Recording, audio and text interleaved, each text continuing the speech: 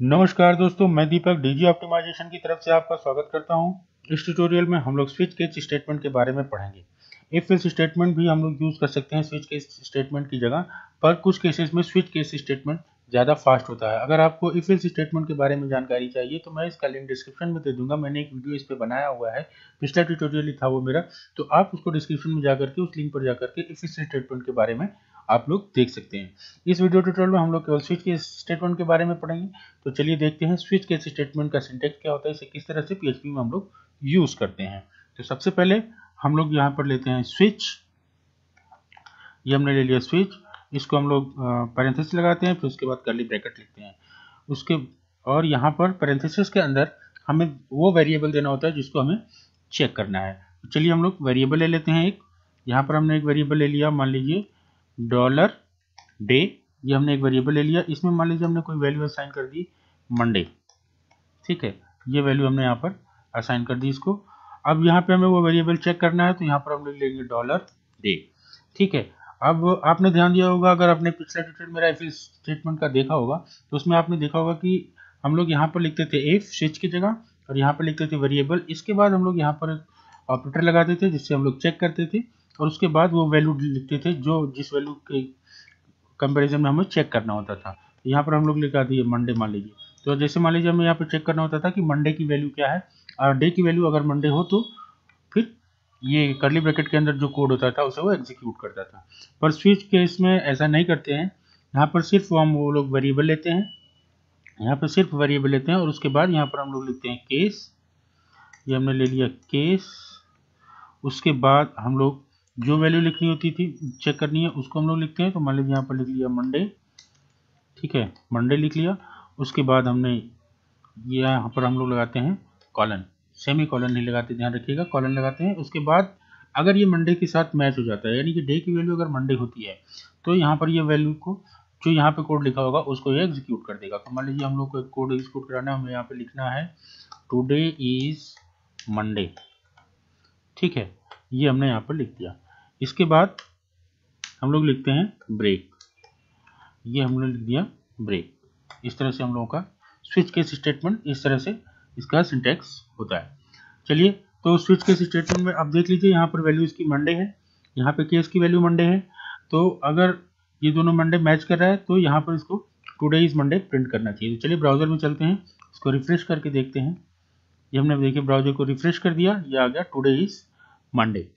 अब इसके बाद चलिए हम लोग एक दो केसेस और ले लेते हैं ताकि और आसानी से इसको समझा जा सके। मंडे यहाँ पर हमने ले लिया, मान लीजिए ट्यूसडे। ये हमने ले लिया ट्यूसडे, ये ट्यूसडे ले लिया हमने। उसके बाद यहाँ पे मान लीजिए वेडनेसडे ले लिया, और उसके बाद ये वेडनेसडे कॉपी कर लेते हैं, ये कॉपी कर लिया मैंने, और यहाँ पर हमने इसको पेस्ट कर दिया। इस तरह से हो गया, हमने ले लिया। अब मान लीजिए यहाँ पे ये जो वेरिएबल इसकी वैल्यू बदल करके हम लोग इसको कर देते हैं ट्यूसडे। अब चूंकि यहाँ पर ट्यूसडे है तो अब इसको प्रिंट करना चाहिए टुडे इज ट्यूसडे, क्योंकि मंडे के साथ मैच नहीं करेगा तो ये ट्यूसडे के साथ मैच करेगा। तो अब हम इसको यहाँ पर चेक करते हैं और देखते हैं, इसको ब्राउजर को रिफ्रेश करते हैं। ये देखिए यहाँ पर इसने लिख दिया टुडे इज ट्यूसडे। तो इस तरह से स्विच केस स्टेटमेंट इसमें चेक करता है। लेकिन अगर मान लीजिए यहाँ पर हमने लिख दिया सैटरडे, ठीक है, सैटरडे लिख दिया, तो यहाँ पर क्या आएगा, क्योंकि अब यहाँ पे कोई केस स्टेटमेंट किसी भी केस के साथ इसकी वैल्यू मैच नहीं कर रही है, ना मंडे ट्यूसडे ना वेडनेसडे के साथ, यहाँ पर इसकी वैल्यू सैटरडे है। तो ऐसे केस में ये क्या प्रिंट करेगा, यहाँ पर हम लोग देखते हैं, ब्राउजर को रिफ्रेश करते हैं, इसने कुछ प्रिंट नहीं किया, कुछ प्रिंट नहीं किया। तो अगर हमें कुछ प्रिंट कराना है, जब कोई केस मान लीजिए मैच नहीं करता है, उस केस में अगर हमें कुछ प्रिंट कराना है, कोई वैल्यू देनी है, कुछ कोई कोड एग्जीक्यूट कराना है, तो हम लोग कैसे करेंगे। तो उसके लिए यहाँ पर एक कीवर्ड आता है, या कह सकते हैं फंक्शन आता है, वो होता है डिफॉल्ट। ठीक है, यहाँ पर भी हम लोग लगाएंगे कॉलन, और उसके बाद डिफॉल्ट के बाद हमें यहाँ पे लिखना होगा जो वो कोड जो हमें एग्जीक्यूट कराना है। तो यहाँ पर हम लिखेंगे डेज डे नॉट फाउंड। ठीक, ये यहाँ पर हमने यहाँ पर लिख दिया। उसके बाद हम लोग यहाँ पर लगा देंगे ब्रेक। ठीक है, ये हमने लगा दिया ब्रेक। तो इस तरह से हम लोग इसको यूज़ करते हैं। तो चलिए देखिए, यहाँ पर डे नॉट फाउंड आना चाहिए। ये हमने ब्राउज़र को रिफ्रेश कर दिया, ये देखिए यहाँ पर आ गया डे नॉट फाउंड। ठीक है, तो इस तरह से स्विच केस स्टेटमेंट हम लोग यूज़ करते हैं। तो देखिए यहाँ पर सबसे पहले यहाँ पे लिखते हैं सैटरडे। जैसे मान लीजिए सबसे पहले एक वेरिएबल लिया जाता है, वेरिएबल लेने के बाद यहाँ पे स्विच स्टेटमेंट, उसके बाद वेरिएबल को लिखते हैं जिसको हमें चेक करना है, उसके बाद केस में उसकी वैल्यू लिखते हैं, फिर उसके बाद हम लोग यहाँ पर वो कोड लिखते हैं, उसके बाद हम लोग एक ब्रेक स्टेटमेंट लगाते हैं। ब्रेक स्टेटमेंट इसलिए लगाते हैं अगर हम लोग मान लीजिए ब्रेक स्टेटमेंट यहाँ पर नहीं लगाते हैं तो ये क्या करेगा, इसको भी चेक करेगा, यहाँ पर मैच हो गया, उसके बाद भी ये इसको भी चेक करेगा, अगर यहाँ से भी ब्रेक हटा देंगे तो इसको भी चेक करेगा, यहाँ से भी ब्रेक हटा देंगे तो ये मतलब उसके बाद वो कोड को सारे एग्जीक्यूट करते जाएगा, सब कुछ चेक करेगा। लेकिन अगर कोई कंडीशन मैच हो जाती है तो उसके बाद आगे की कोड को एग्जीक्यूट कराने का कोई मतलब नहीं होता है स्विच केस के अंदर। तो इसलिए हम लोग यहाँ पर ब्रेक स्टेटमेंट का यूज़ करते हैं। ठीक है, इस तरह से हम लोग इसको ब्रेक स्टेटमेंट का यहाँ पर यूज़ करते हैं। अब मान लीजिए छोटा सा हम लोग प्रोग्राम बनाते हैं सैटरडे, यहाँ पे हम लोग लिख लेते हैं वापस से मंडे। ठीक है, और इन सबको हम लोग यहाँ से डिलीट कर देते हैं। ठीक है, अब यहाँ पे लिख लेते हैं मान लीजिए सैटरडे, और इसी के साथ एक और के स्टेटमेंट यहाँ पे हम लोग चेक कर लेते हैं, लिख देते हैं यहाँ पर संडे, यहाँ पे लिख देते हैं संडे। ठीक है, ये दो लिख लिया। तो अगर ये मैच करता है तो हम लोग यहाँ पर लिख सकते हैं टुडे इज वीकेंड।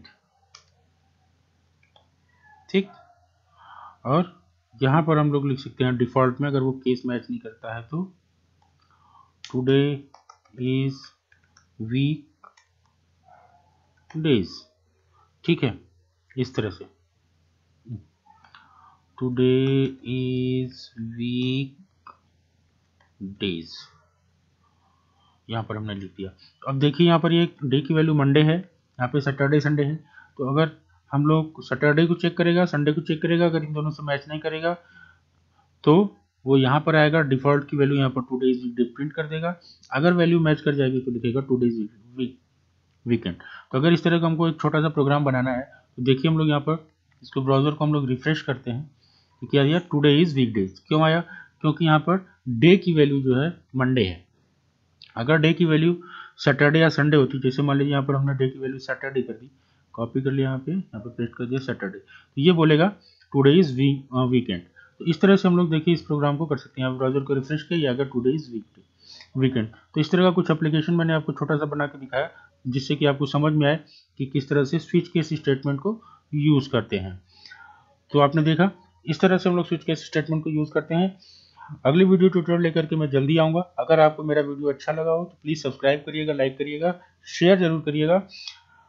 जल्दी मैं आपसे मिलता हूँ अगली वीडियो में, तब तक के लिए धन्यवाद।